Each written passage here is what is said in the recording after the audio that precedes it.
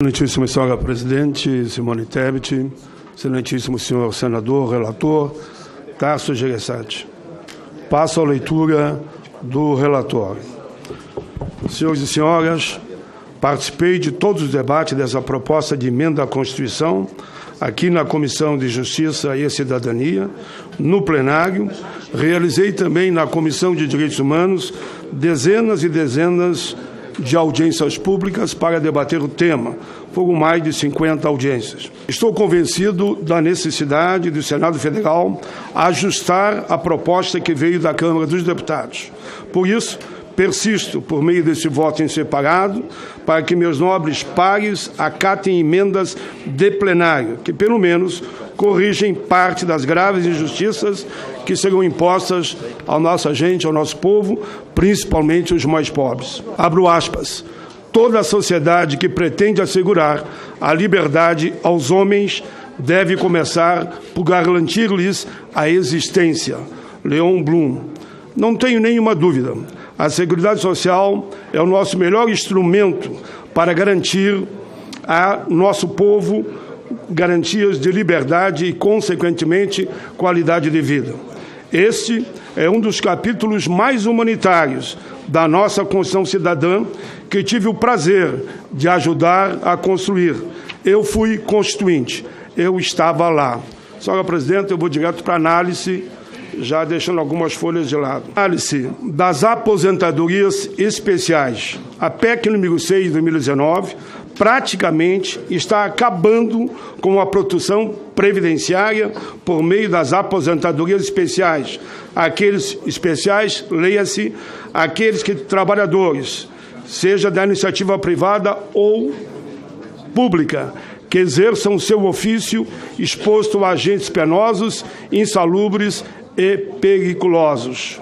O novo texto constitucional extingue totalmente a proteção da periculosidade por meio da aposentadoria especial, sem, contudo, apresentar nenhum novo caminho para a proteção desses trabalhadores. O texto é longo, eu vou simplificar. O que faz o texto da Câmara dos Deputados? Eles proíbem que as pessoas se aposentem pela periculosidade. Significa que, por exemplo, trabalhadores vigilantes, são mais de 4 milhões, não terão direito mais a se aposentar se for promulgado em outubro, em novembro, em vez de 25 anos de contribuição, eles terão 40 anos de contribuição e 65 de idade. Peguei o caso do vigilante, podia pegar a guarda de trânsito, podia pegar a guarda municipal, podia pegar os eletricitários, podia pegar aqueles que atuam em áreas chamadas de alto risco de vida. É gravíssima essa questão, sem nenhuma regra de transição, senador Tasso Gereissati. Veio da Câmara, sim. Mas é inacreditável que o cidadão se programou para se aposentar em novembro, com 25 anos de contribuição, ficou exposto a alto risco. No outro dia da promulgação, não, você não tem direito a nada e não pode nem fazer a reversão, e daqui para frente você está na regra já dos 40 anos e 65 de idade. A aposentadoria especial não exige que haja incapacidade para o trabalho em razão do exercício da atividade especial, mas sim a sujeição do segurado aos agentes nocivos que prejudicam a saúde do cidadão. Assim, senhora presidenta, eu simplifiquei aqui a questão da periculosidade. Vou tratar aqui de forma simplificada também, porque como conheço o texto, não vou sequer me debruçar sobre o que está escrito. A aposentadoria especial. Hoje, já foi dito aqui, mas eu vou repetir, o mineiro se aposenta com 15 anos de contribuição. Na Câmara, deputados, eles vincularam a questão de 55 de idade. Ora, se começar a trabalhar com 21, com mais 15, dá 36 para 55, 19 anos. Eu sei que foi feita uma pequena mudança, que não vai ser 19 anos, mas será no mínimo 7 anos e meio. Mas estou colocando apenas no geral. Vamos pegar o caso do metalúrgico agora. Eu fui metalúrgico.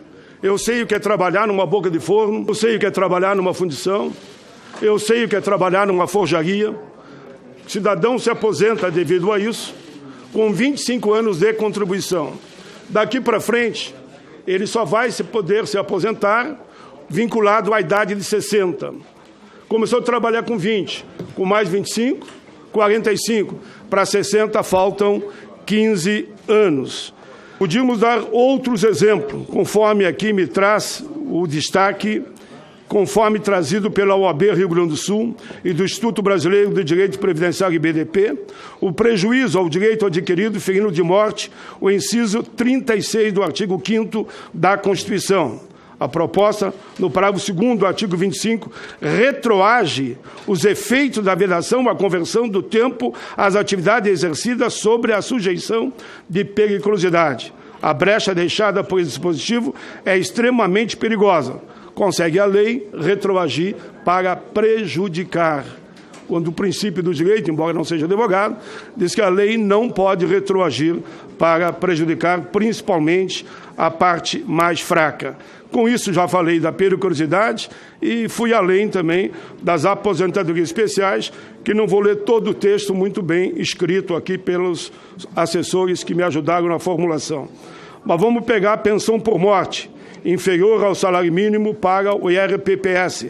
Durante a tramitação dessa proposta, nessa comissão, restou confirmado para todos que nenhuma pensão deve ser abaixo de um salário mínimo, sendo essa a máxima da emenda 483 do senador Eduardo Braga, acatada pelo relator Tasso Gereissati em sua complementação de voto.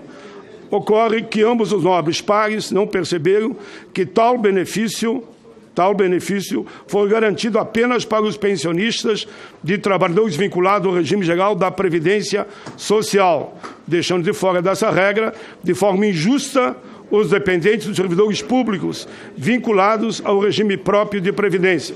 Quando a gente fala em servidor, muita gente só lembra o teto, mas é bom lembrar que muito servidor ganha 2, 3, um salário mínimo até alguns casos. Eles serão também os grandes prejudicados. O conceito de integralidade. Eu estou indo rápido aqui pelo meu tempo. Eu gostaria de ler detalhadamente todo o voto separado, mas vou seguir a orientação da presidenta. O inciso 2 do parágrafo 8º do artigo 4º dessa proposta de emenda à Constituição altera o conceito de integralidade da remuneração dos servidores públicos situado, que gera bastante desconforto àqueles servidores que exercerem por algum momento a atividade com remuneração variável. O próprio relator, senador Tasso Gereissati, acata a emenda 540 em seu parecer às emendas apresentadas em plenário, suprimindo tal dispositivo e arguindo com razão que o impacto financeiro será virtualmente nulo. Adotando por suas razões, eu também acato a emenda 540, de autoria do senador Rodrigo Pacheco. Senhor presidente, cota da pensão por morte, onde está a minha preocupação, da não reversão. Quando morre o homem ou a mulher e os filhos são menores, ele tem uma cota. Acontece que no momento que o filho ou a filha ele assume a maioridade, a cota não reverte para o homem ou a mulher viúvo. Acho também que, nesse aspecto, tem emendas que corrigem o texto e, por isso, eu acatei. Anulação de aposentadorias concedidas com tempo sem contribuição. É que eu digo, a PEC consegue prejudicar o passado, o presente e o futuro. Esse é o caso típico. Então, eu vou ler aqui o que diz em relação à anulação de aposentadorias já concedidas, com tempo sem contribuição. Outra anomalia da PEC que veio da Câmara é a proposta ao parágrafo 3º do artigo 25 da PEC, que estabelece a anulação de aposentadorias concedidas pelo regime próprio de previdência social mediante o cômputo do tempo de serviço sem o requerimento da respectiva contribuição ou de correspondente indenização. A lei só pode retroagir para beneficiar o segurado e não para prejudicar. Essa proposta fere o direito adquirido e, possivelmente, a coisa julgada, afrontando o inciso 36 do artigo 5º da Constituição, estando abertamente eivada de inconstitucionalidade, porque, afinal, a maioria das aposentadorias concedidas nessa condição vieram de decisão administrativa ou judicial, que avaliou o direito e provavelmente encontra-se na linha do transitado em julgado. Senhor presidente, vamos avançando também em relação a esse tema. Vou para a vedação parcial da acumulação de benefícios previdenciários. Outro ponto de extremo desconforto é a proibição parcial de cumulação de benefícios previdenciários. Pela proposta, a aposentadoria e pensão somente poderão ser recebidas de forma de acumular se o segundo benefício de menor valor for pago de forma proporcional e progressiva. Ao relativizar o valor dos benefícios, a proposta da PEC padece de inconstitucionalidade por violar diretamente o direito adquirido, inciso 36 do artigo 5º, e a lógica do sistema previdenciário contributivo, na forma do caput do artigo 40 e artigo 201, ao estabelecerem que a proteção previdenciária é de caráter contributivo. Qualquer vedação ou acumulação se afigura indevido confisco, por afetar o direito constitucional de propriedade prevista no artigo 22 do artigo 5º.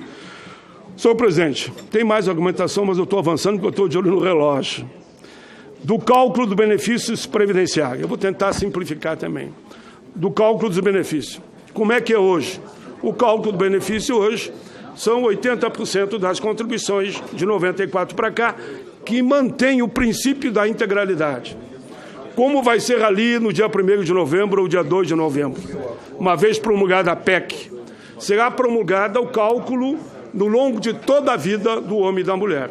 Então, quem estava projetando, ganha R$4.000, ou 3 ou 2, se aposentará, que se aposentaria com praticamente esse valor, pode saber que, a partir de agora, como é o critério de toda a vida, reconheço o corte, foi dado lá atrás, de 94 para cá, ele poderá, conforme o caso, ter prejuízos de 10%, de 20% e até de 40% do seu benefício. Ganhei algumas páginas aqui, já atendendo o apelo aí de alguns colegas. Vamos em frente. Salário de contribuição inferior ao salário mínimo. Outro ponto que me preocupa é que eu já vou misturar com o trabalho intermitente. Fizeram uma reforma trabalhista, contra o meu voto, mas foi aprovado.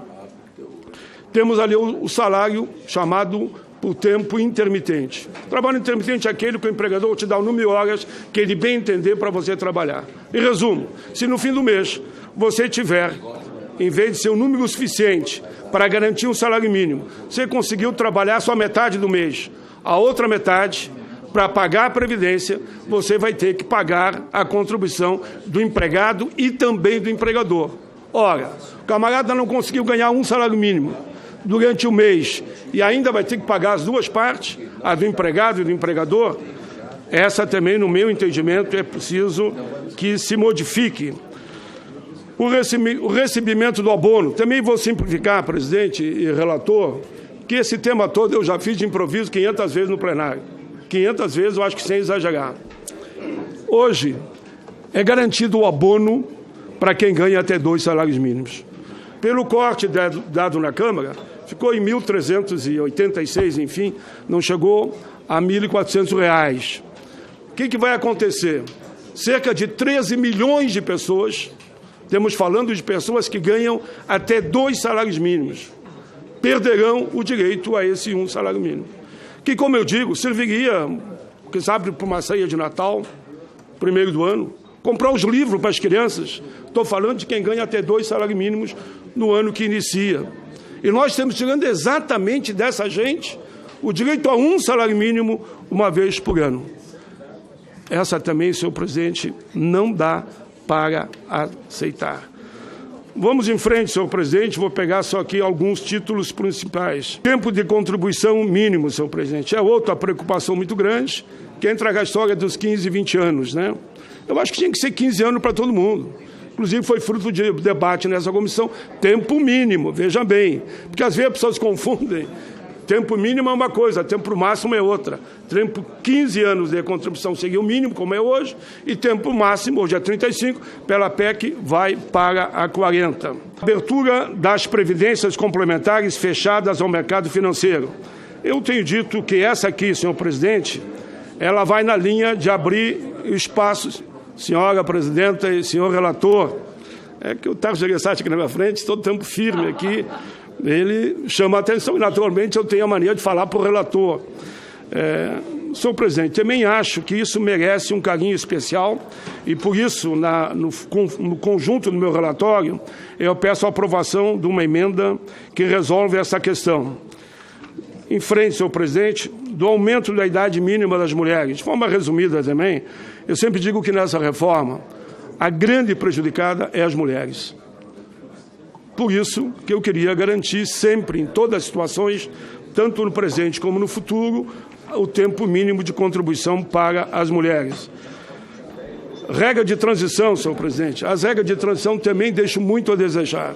Por essa forma que está aqui, somente 20% do conjunto daqueles que estão na área pública e na área privada é que terão direito às regras de transição.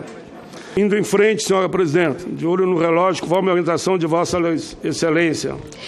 Apenas conforme acordado com Vossa Excelência, não houve até agora nenhum voto em separado. Eu falei que se não houvesse, Vossa Excelência teria pelo menos mais 5 minutos. Fique tranquilo, Vossa Excelência terá os 5 minutos adicionais. Então vamos lá. Então eu vou direto agora só aos pontos. E se eu repetir alguns, é com intenso, é de forma proposital, viu? Esse é o objetivo. Carência, repito. Tempo mínimo de contribuição mínimo devia ser 15 anos para todos, e não 20 anos para que entrarem no sistema a partir da PEC número 6. A aposentadoria especial, as emendas que eu acato vão na linha de não permitir que elas sejam vinculadas à idade. Valor da aposentadoria por incapacidade permanente.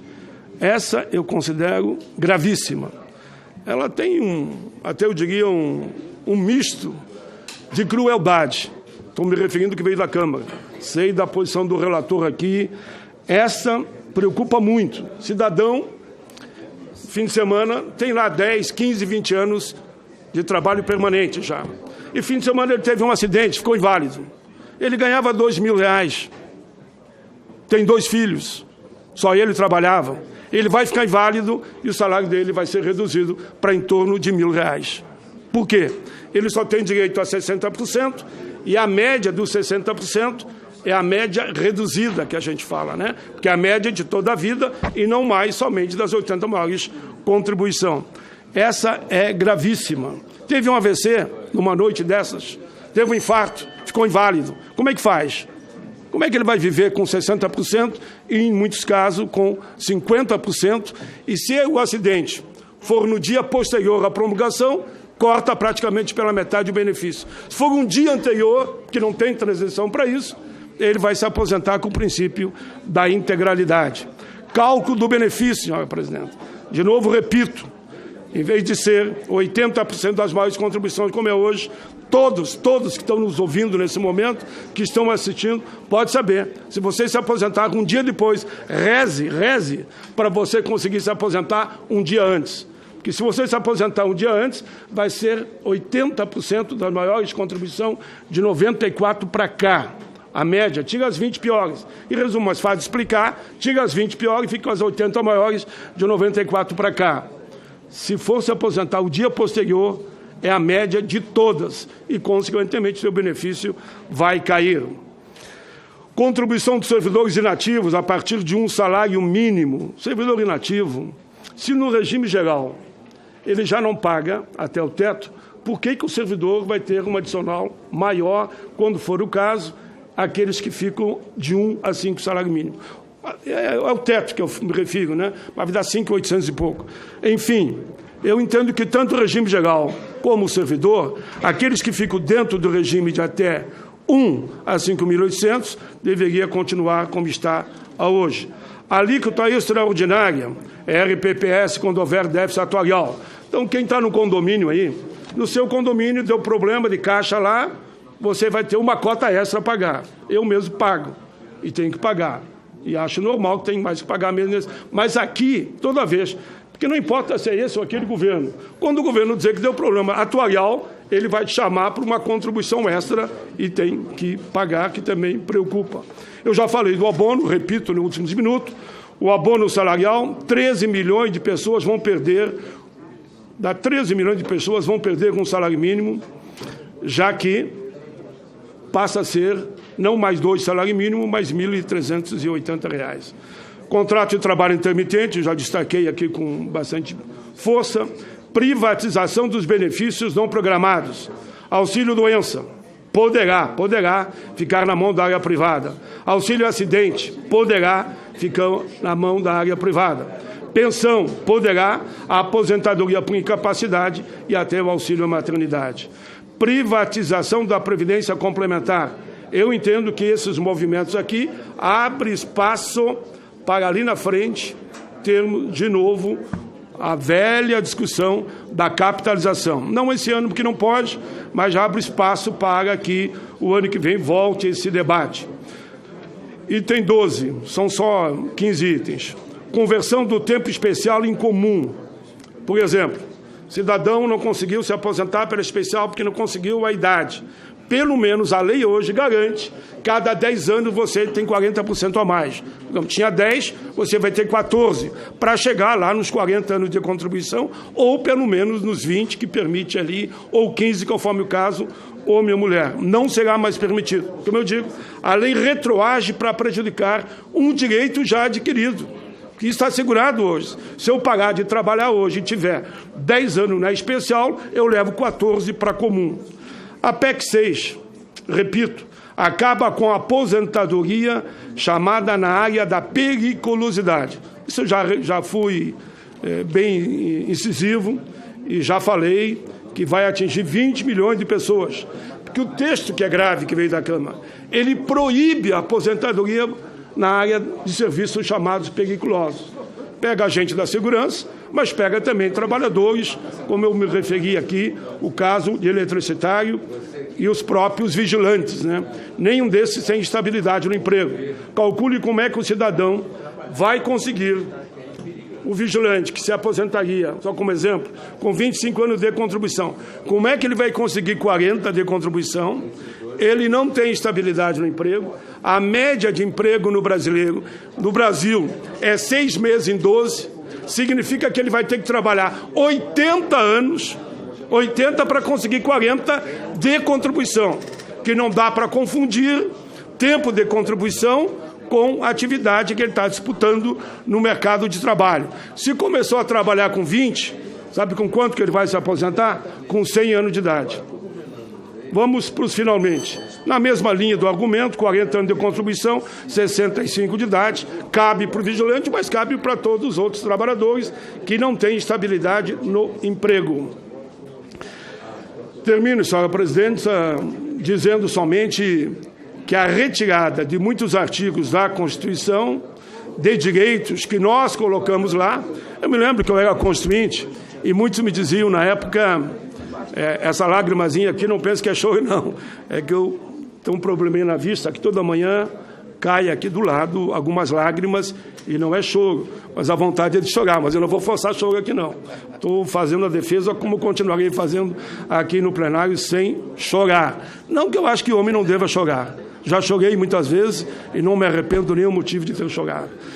A retirada da Constituição de direitos, repito, vai abrir o espaço para a capitalização. A partir dessa reforma, senhoras e senhores, e já está os jornais já comentando isso, a Previdência vai arrecadar muito menos. Não tenho nenhuma dúvida. A partir da reforma trabalhista e da reforma da Previdência, ela vai arrecadar menos como fonte contributiva, que quando aumenta o número de trabalhos informais, aumenta a carteira assinada, mas com intermitente, significa que o empregador vai pagar muito menos, que ele paga 20% sobre a folha, e o trabalhador também não vai pagar o 8% ou 9% ou 10%, conforme o caso. Hoje, os jornais já estão dizendo que a arrecadação com essas duas reformas vai cair muito.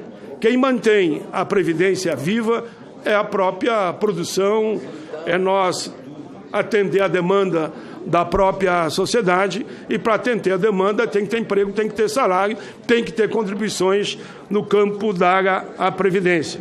Por fim, senhora presidenta, eu queria que Vossa Excelência considerasse esse documento que eu recebi de todas as centrais sindicais, mostrando as suas preocupações com essa reforma, se fosse anexado ao meu relatório, esse documento, e também, ao mesmo tempo, eles lembram aqui os dados divulgados pela revista Capital, produzidos pela Unicamp, que mostra a enorme controvérsia de números por parte do governo e dos especialistas da Unicamp.